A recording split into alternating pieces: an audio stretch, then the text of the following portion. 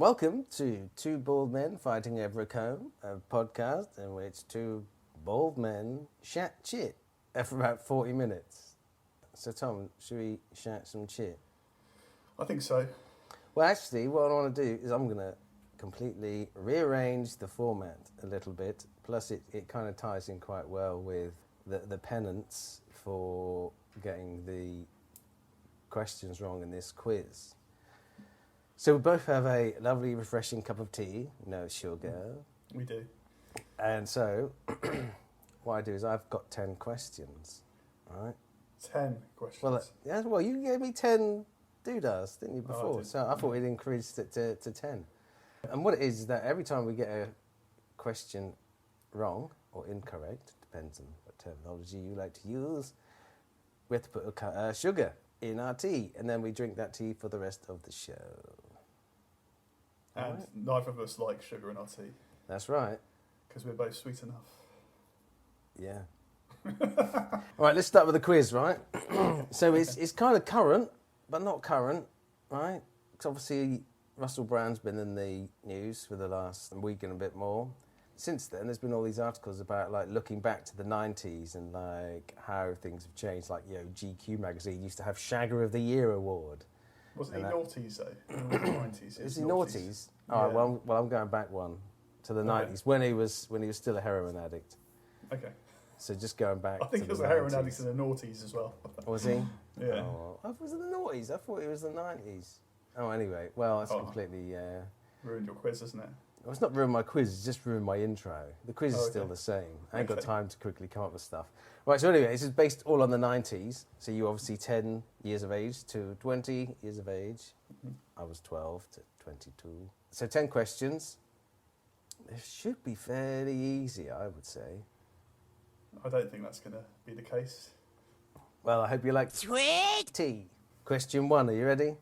I'm ready. You primed? All right, so what was the first UK #1 single in the 90s? I know this. It was... Well, tell me then. It was Bring Your Daughter to the Slaughter by Iron Maiden. No. It was? No, it wasn't. Was that Christmas #1, 1990? Yeah, maybe. It might have been. Yeah, it might have been the Christmas. It's not Mistletoe and Wine, is it? No, I'm going to have to take your first answer, and it's incorrect. And the first UK #1 single in the 90s was Hangin' Tough by New Kids on the Block. Sugar in your tea. I think we did an episode on Hanging Tough, didn't we? Or hanging Loose. Oh, I think was that when we decided not to wear any underwear?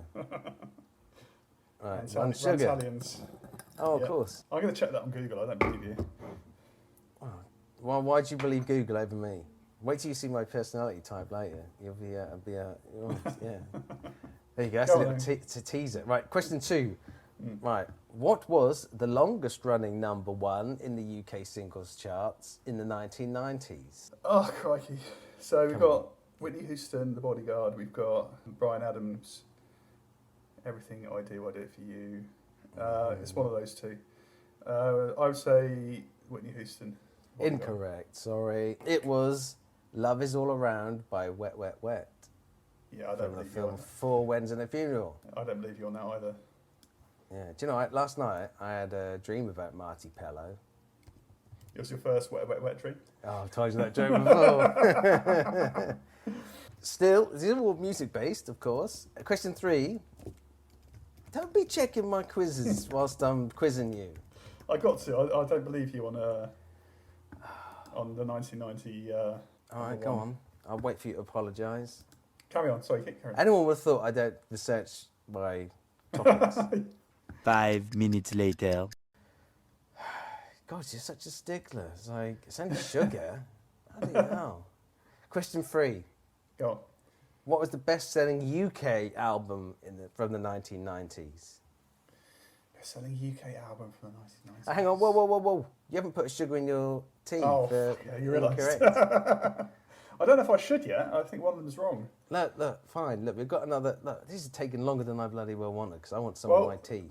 So, question 3 then was the best-selling UK album in the 1990s. What's the story? What? What's the story, Morning Glory? Oh, no! I just read my bit of paper. All right. Oh, you're naughty. Right, okay. All right, plop. It's gone in. Question 4. Which Guns N' Roses song featured in Terminator 2? You could be mine. All right. But you're Do you not want to check that? See? All right, question 5. Come on. Who was the top-selling artist worldwide in the 1990s? Top-selling artist. It's got to be Michael Jackson. You son of a bitch. Oh, this is number 3. Oh, God. Number 6. Name all of the Spice Girls. Posh Spice. No, they're real names. Oh. Mel C. Mel B. No. Melanie what? No, come on. You can't do this to me. That's ridiculous. All right, Mel B, Mel C. Jerry Halliwell. Yes. Emma Bunton. Yes. And, oh Christ, what was David Beckham's wife called? Victoria Beckham. Oh, my God. Well done. Question 7. What year did Frank Zappa die? Oh, crikey. 93. Oh, my God, what a good guess. Did I tell you I'm a diabetic? Number 8. Wait a second. I'm going to take you back now. I've done my research on Google. Iron Maiden's Bring Your Daughter to the Slaughter went straight to number 1 on December the 30th, 1989. Yeah. So it would have been the first number 1 single in the 90s. Because it was already number 1. No, I'm just saying. Well, I should have said the first new UK thing. Well, you didn't. I'm not going back. Right? You didn't, and you're wrong. So I'd like the listeners or listener to know that I've got one more sugar in my tea than I should. Make you less bitter. Right, number 8. Name all 4 original members of REM. Michael Stipe. Yes. Peter Buck. Yes. But I don't know the other 2. So All that's right, half a sugar. No, that's not half a sugar. You got the question wrong. It's not like, oh, here's £500,000 instead of the £1 million. I'm doing half a sugar for that one because you owe me a sugar, so I don't have to put another sugar. Okay. That means question number 9. You need to put another sugar in. No, I'm not. I've got enough in there. Right, question number 9. Who sold the most records, or CDs, or cassettes, or vinyl, right, units? Christ. Yeah. Blur or Oasis? In the 90s? Yeah. It's going to be Blur. No, it was Oasis. Now you put sugar in. You'll put sugar in for that one, even though it's ridiculous, because Oasis are a terrible band. I know, I think so too. Blur are very good. Yeah. How many sugars you got on yours now? You got 6? Something like that, yeah. I've got 3. It's going to be sweet. And the last question, obviously you had the best-selling UK album of the 90s. What was the best-selling film soundtrack in the UK from the 90s? Oh, that's a good one. What, the album? I don't think so. It's got to be the Titanic one. The Titanic?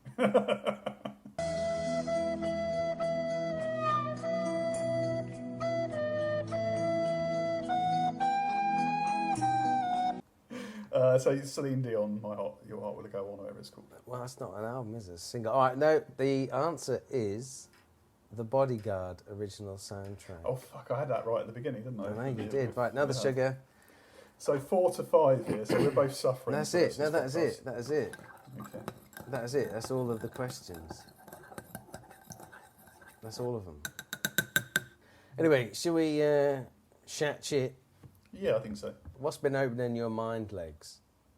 Opening my mind legs, I like that. Funny enough, the meaning of life has. Blimey, that's deep. Well, is it? That's the question. I think people... I thought the meaning of life was the question, the big question. Oh, this is where some smart Alex will say, 42. Yeah, exactly. Sorry, just quickly, what do you think about Douglas Adams? Do you think he's a bit overhyped? Because, I mean, I know he did Hitchhiker's Guide to the Galaxy, but I really didn't get on with much else. No, I mean, I don't even like the Hitchhiker's Guide to the Galaxy very much. I think it's got some good ideas in it, you know, sort of the paranoid android. And Yeah, I like the radio of it. I like the radio performance, but when you start trying to get it on TV... Yeah, not for me, that, but... The meaning of life, yeah. So I thought, people are being lazy, why don't we just Google it? And I've done that, and the meaning of life is the condition that distinguishes animals and plants from inorganic matter, including the capacity for growth, reproduction, functional activity, and continual change preceding death. Well, there you go. That has answered a question that's been on a lot of people's minds for a long time. Yeah, and all they needed to do was Google it. Well, it just comes to you. Because you think about it, if someone says, well, you know, what's the meaning of an ant? You just look on Google, wouldn't you? Or what does a snow button do on a car, which I looked up, but I use DuckDuckGo, not Google. Do you know what a snow button does? What does it do? What it does, it starts your car. So say you're in standstill, it starts your car in the second gear, so you get more of a slower traction. And then as soon as you get a good kind of go, it'll revert back to gear 1, and then it'll go up through the gears again. Okay, that's interesting to know. It's 10 years too late for me. I don't have a snow button in my current car. It's probably all automatic now. So you're welcome. Oh, thank you. Yes. Yeah. I thought of a way of making some money. Another idea, yeah. So people have devices that have Alexa on them, and they have them in their houses, and they leave them on. Don't say it too loud, because you'll set it all off. Yeah, this is the point, Rob. They leave them on so they can be lazy, and they can shout from anywhere in the house, Alexa, how much toilet roll have I got left? Or Alexa, what's my wife? Who's my wife with in the bedroom? And you know, it answers all these questions. Are you even looking at my history? But what I was thinking is, because people probably forget to turn these off when they go out to work. You know, they're not going to turn their Alexa off every day, are they? So we could get a car. Well, first of all, we need to write a song, and I think we've already done that. I've written a fantastic song. You have. It's fantastic. And what we'll do is we'll give it a snappy, easy to say title that can't be like mixed up with anything else. We'll get one of those cars that they use in political campaigns for elections with the megaphones on them, and we'll drive through built-up areas saying, Alexa, play What You're Gonna Do, or whatever we call the song. By and the band. By our band, and we'll have it up on like all these, maybe the highest paying streaming site, whatever that is. And then all these houses, we can even say, Alexa, play What You're Gonna Do by our band name. That's a crap band name, that is. It is, back to back for the whole day. And then we'll just go around the neighbourhood and just think about the royalties. You know, if we do that for long enough and for a big enough distance, we might just pay the petrol money with the royalties. Talk to me in numbers, because I've got a calculator here. It says your estimated number of streams, and I've converted it to GBP. So how many streams do you think we could get in, say, one day? Say like we get one person on each street. There's 1,000 streets in one town. Right. So that's 1,000 people. And say like the song's, let's call it 2 minutes long. Yeah, 30 an hour times 8. That's going to be 240. So times that by 1,000. That was 240,000. So from Spotify, we would get £825.60. Yeah. Apple Music would be 1,032. Tidal, 2,476. Deezer, 970. Amazon Music, 1,032. Pandora, what the hell is that? I thought it was a jewellery place. £288. YouTube is £361, and SoundCloud would be £268. Wow! So we would make some proper money doing this, wouldn't we? Well, we've got to pay somebody to we do it. host it. No, because you have to get a music publisher Yeah. But then they'll take, some of them do it royalty free, but some take a cut. Then we've got to think about petrol. So we could, but then we've got to do it every day, and I'm at work most of it. And then the weekends, people are normally in at the weekends. And plus people might be smart enough to press the button. Yeah. Because we just wouldn't know, would we? I think there's definitely a business opportunity there. Megaphone's loud enough, then we don't need to drive down every street, and we can probably do several towns. Well, we might get done for disturbing the peace. Well, if we get a fast car, then we can outrun the police. And Well, then no, get it's costing more money. Our outlay's going to be like, right, flipping egg. Or we get a plane, and therefore the police can't get us, and we can project the sound further. Well, I've got an even better idea. Go on. What, I'm actually writing another song. Oh, are you? Yeah. So what it is, we get, say, 10 songs, 2 minutes each. Say, play the album on repeat. And then that way, bang. You know what I mean? We don't have to rely on one song. It could be multiple songs. Do you get more money for playing the whole album? Well, it's every song, in it? It's every stream. And we could have a song which is just 30 seconds as a little filler of something. Could be like a theme tune to the podcast or something. I might change that for this episode. I might have already changed it even. Why'd you do that with your fingers? Because it's magic. I'm like recovering from a cold, sorry. Yeah. You've got no sympathy from me. That's all right. I'm want not any. touching my Just teeth. We should really, have some sugar. That'll help you. Well, not this much sugar. It's going to be the worst. That's repulsive. Do you know what feels weird? If you wipe your bum using your other hand. Really? I've not I done did that it. before. No, I did it the other day, right? And just because I thought, do you know what? I always use my right hand, and I used my left, and it was almost like I was wiping my bum for the first time. I was like, oh my god, I can't. Did you get it smeared down your legs? No, what? No, I was white. What do you mean? I was white. No, I was still able to yeah, figure out it where would my be- bumhole was. It would have been cack-handed, wouldn't it? You might have got a bit, There's a Oh particularly my smeary God. poo. You just reminded me when I was. Well, before you say that, you see that wound on my thumb? Right. It's in the perfect place that when I wipe that- my bottom, I basically cut my hand in the kitchen. Oh, I thought it was why you cut your hand from wiping your bum. no, I've not got a serrated butthole. Anus. But anyway, this gash, when I wipe my bum at the minute, I look. That's the front side. Yeah, when I look at the toilet paper, because you've got to look at the toilet paper to see if you're clean, it looks like there's poo on my thumb. So I think, oh no, that's fine, it's a cut.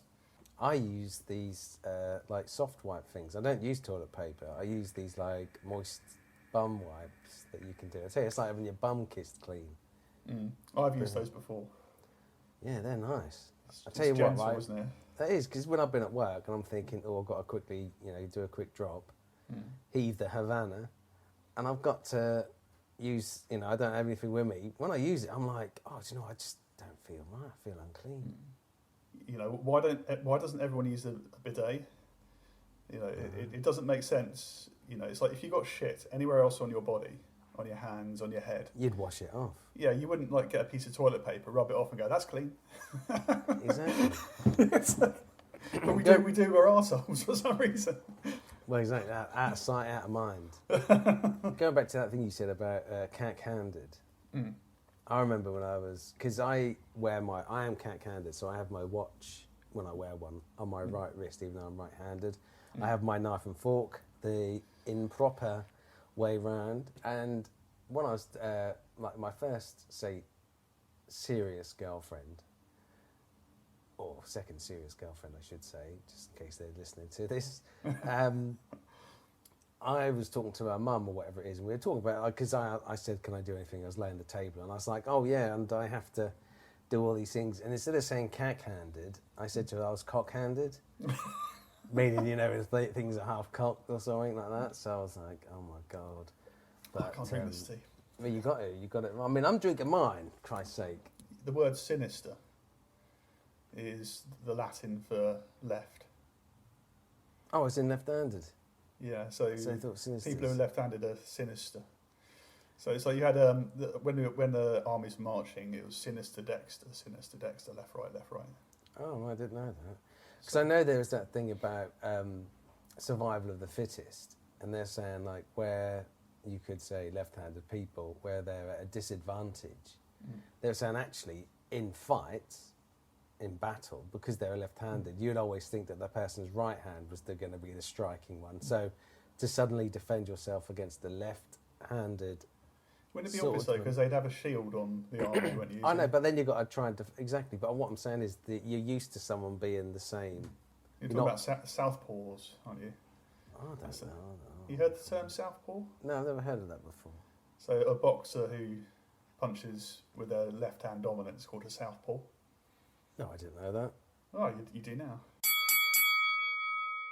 I've got an idea for an app. Right?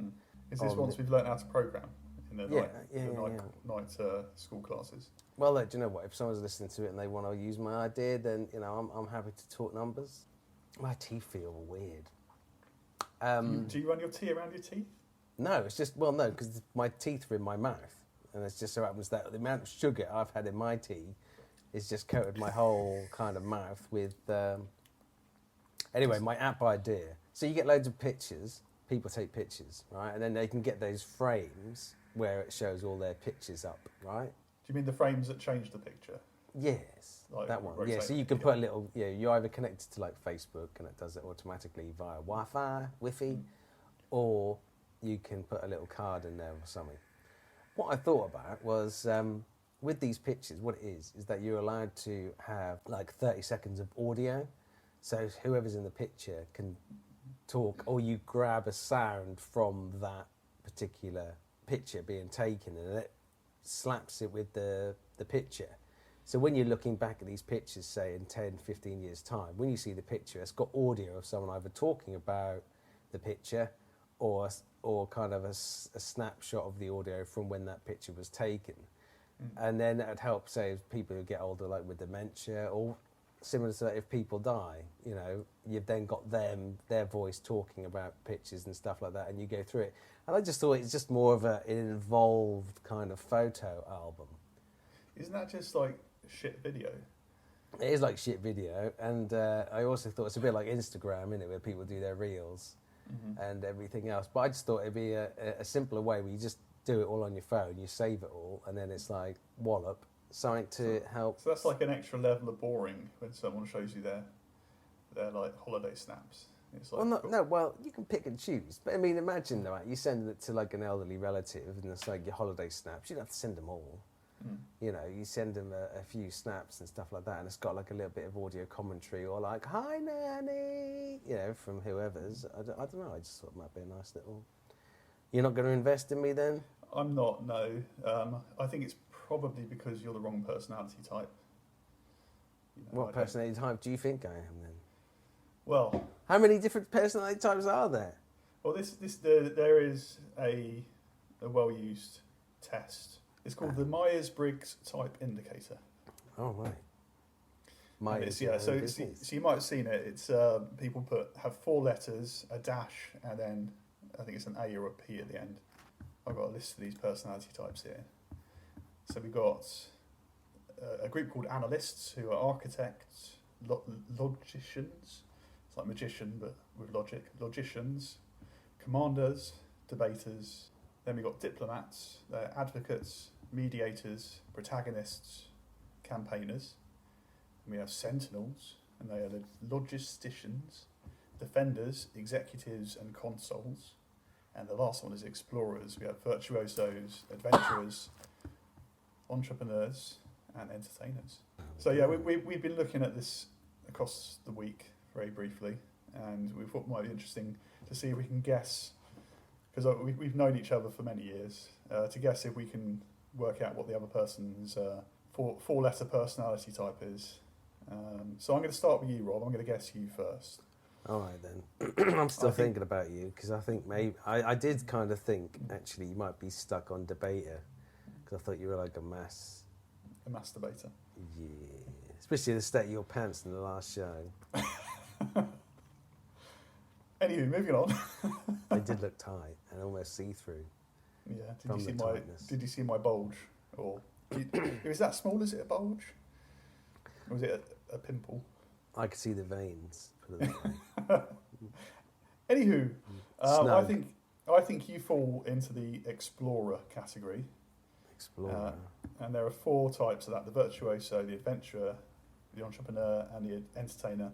And I think you are the entertainer, and I think you are the turbulent type of entertainer. So I think you are ESFP-T. You might, though, if that's not the case, be an adventurer and be an ISFP-T. So an adventurer is flexible and charming. So flexible and charming artists, always ready to explore and experience something new. But I don't know if you're always ready to explore, experience something new. I think you might be a bit less like that than an adventurer. So entertainer is spontaneous, energetic, and enthusiastic people. Life is never boring around them. So I think that's. I mean, there's more detail to this when you do the test. It gives you all like reams of things you're like. I suppose it's a bit like a horoscope with a questionnaire at the beginning. Yeah. So how accurate was I, Rob? What did you come up with when you did the? You got it completely wrong. Okay. So I'm a diplomat. I fall under the thing of diplomat. Okay. And I am a protagonist. You're a protagonist. So you're a charismatic and inspiring leader, able to mesmerise their listeners. Maybe that's why we do so well in this podcast. Piss off. Well, there's a picture of someone with a sword. He looks like he's out of Lord of the Rings here to illustrate. And when you click over him, he moves and he smashes his sword into the floor. Oh yeah, I saw that. Yeah, I didn't realise that. Okay, so you've known me many years. What do you think I am? Do I think of you? Did you say? Hang on, my window's just blown open. Hang on, it's causing a storm. Is hang it on. a poltergeist? Might be. Hang on.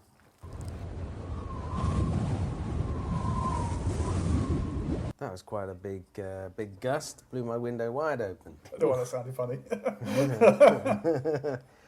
Oh yeah, actually, I've got something I want to talk to you about in a minute after this about things being blown open. So I was thinking something like Sentinels and Defender. So very dedicated and warm protectors, always ready to defend their loved ones. And then I was looking around a few more, and then I thought to myself, actually, that was back at uni, and I think we've all changed, matured, or just grown into ourselves a little bit more. And I looked at, and I kind of landed on campaigner, where it says enthusiastic, creative, and sociable free spirits who can always find a reason to smile. And not only that, he's actually stood right next to the protagonist as well. And I thought, do you know what? How cool would it be if you were actually stood next to me? And the picture is somebody with earrings and green hair, and they wave when you hang over them.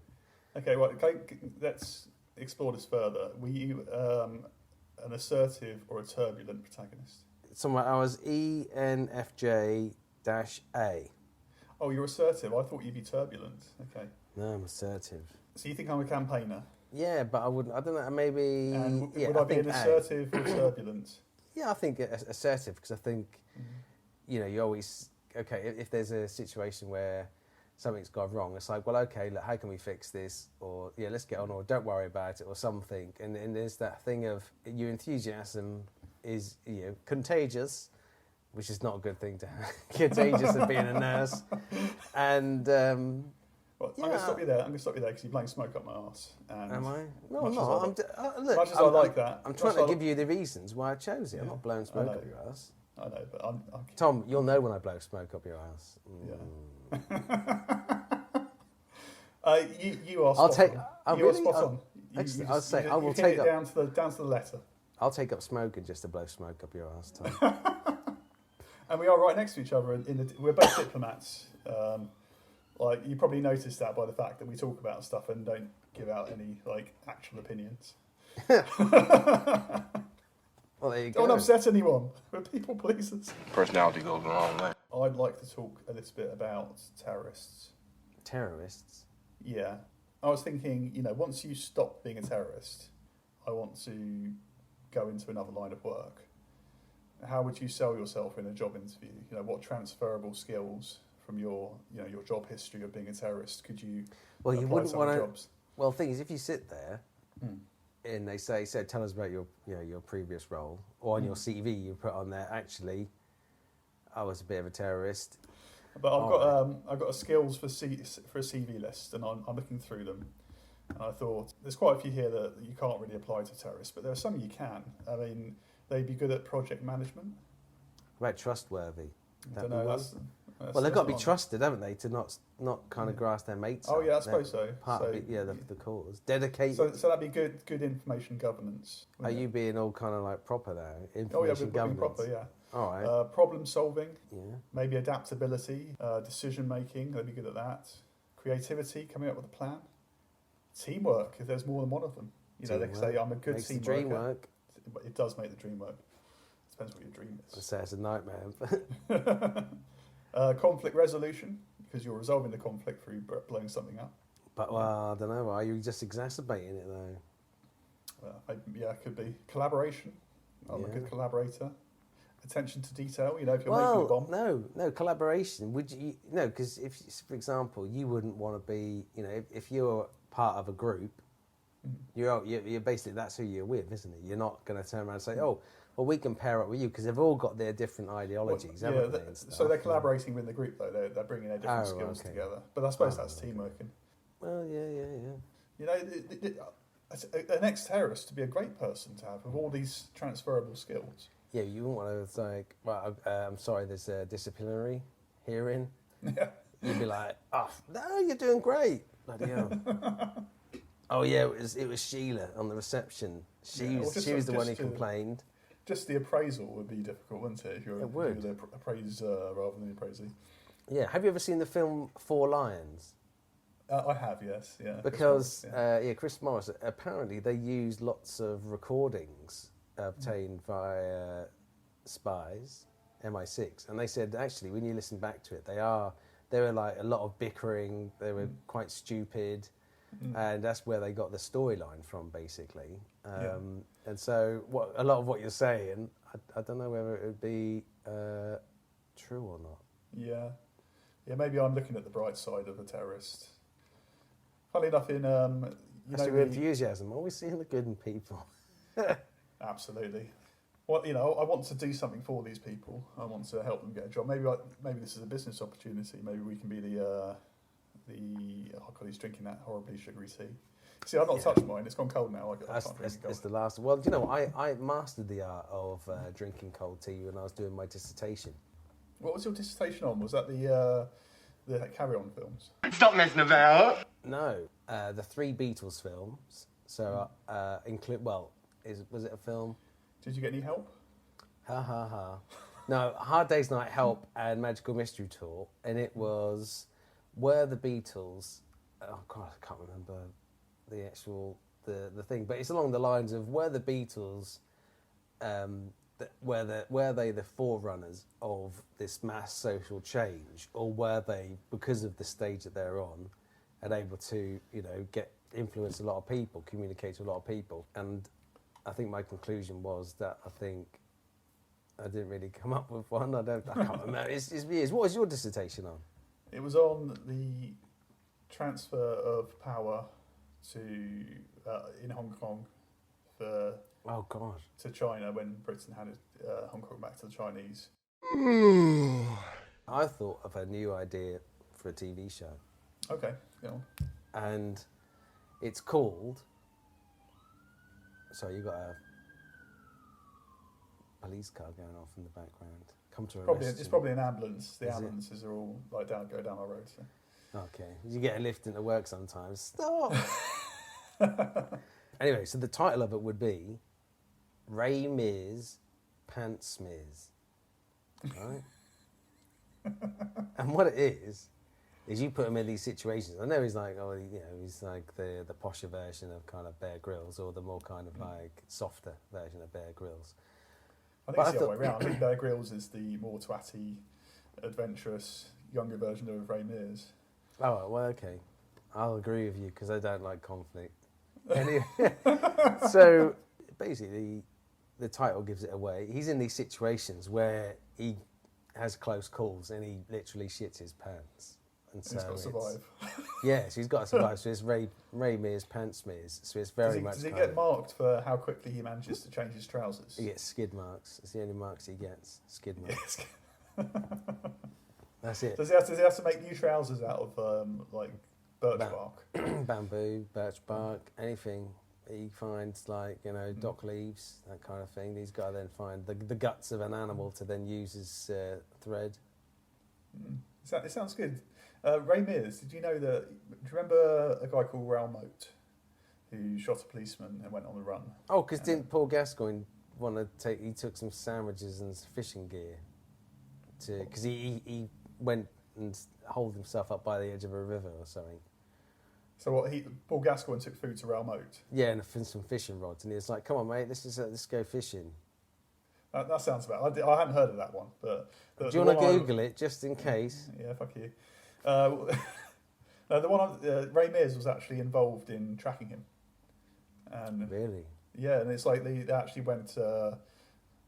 He took him, but they took the police basically to next to a bush that he was hiding in when they found him.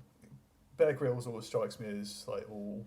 It's all mouth, isn't it? You know, he doesn't seem to. I doubt he's got the skills behind. He was in the SAS and all this, but it all looks like presentation over substance. I think that's what I'm trying to say. What's that thing he does? Ray What's that Mears show is better. with Bear Grylls? What's that thing where he puts all the people on the island? Is it called The Island? Yeah, all right. It might be that. So they go on about that, right? They plonk all these people on the island, and then they've got to survive and everything else.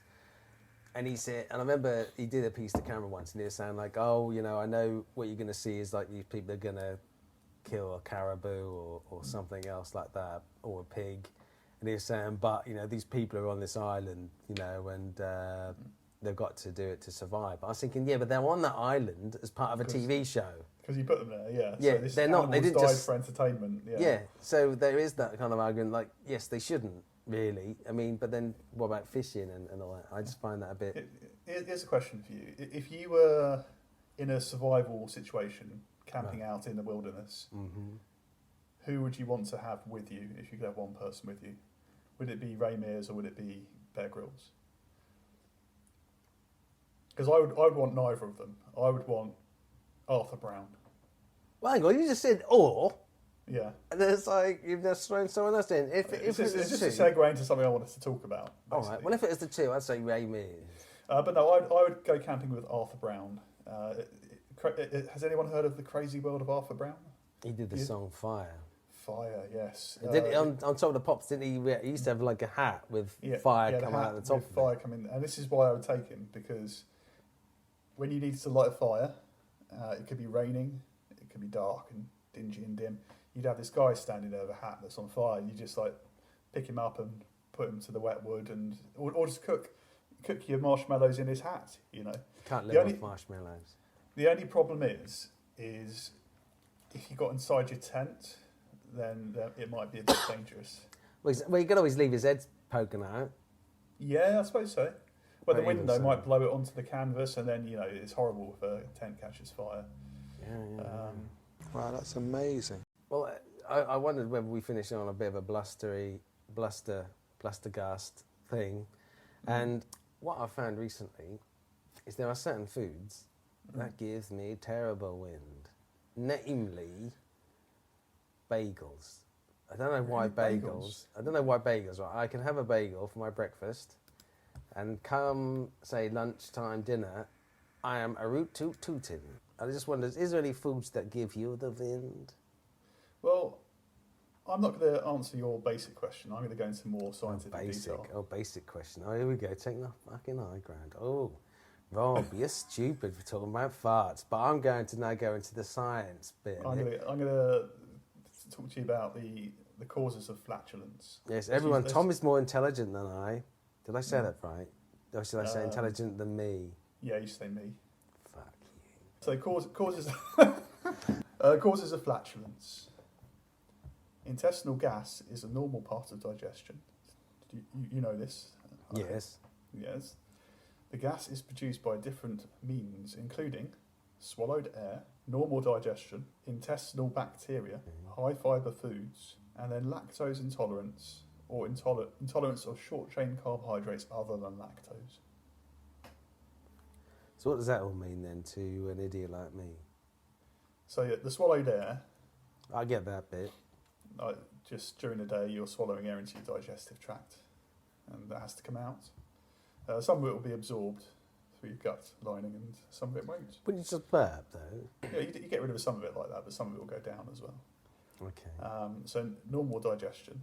I learnt this when I read up about it, because I was thought of farts as being methane, Right. but they're also nitrogen and carbon dioxide, and it's produced. It can be produced by the pancreatic secretions being neutralised, but the intestinal bacteria ferment certain foods, particularly insoluble fibre. So like a bagel. Yeah. I think wheat is So what soluble about- fibre, isn't it? So why does eggs then give you farts? I don't know, maybe that's something to do with sulphur, I don't know. So some of the gas is absorbed into the bloodstream and breathed out by the lungs. The remainder is pushed along by the bowel. Wow. There we So go. it's not a lot of science, it's a bit of science, isn't it? Here, foods to limit to reduce flatulence. Dairy products, Right. dried fruit, Mhm. raisins and prunes, Mhm. fruit, apples, apricots, peaches and pears. Foods high in insoluble fibre, particularly seeds and husks. Do your bagels have seeds and husks? Sesame seeds. So it's your sesame seeds, I think, that are doing you in. Oh. Legumes. You know what legumes are? Beans. Beans, peas, chickpeas, soybeans and nuts. And Okay. vegetables, carrots, eggplant. So Eggplant? What you want on what eggplant? Aubergine. you said we had American listeners, so... Yeah, but we've got predominantly UK listeners. Oh, okay. So we need to neglect the minorities, is what Okay. you're saying. UK. Aubergines, onions, Brussels sprouts and cabbage. I love Brussels sprouts. Yeah, see, they're a bit bitter for me. Well, you could. They're like a shit cabbage that's been shrunken. Well, I think they're quite nice. You can get them quite sweet. But, You see, Christmas is all about the pigs in blankets. It's not about the Brussels sprouts. Why don't we eat pigs in blankets all year round? Explain that to me. Well, you can do. You just get yourself some sausages and some bacon and wrap them around. But we It's don't, just- though, do we? We don't. Do we know what we're doing on the next show? Haven't got a clue. The intrigue is there. We will be back.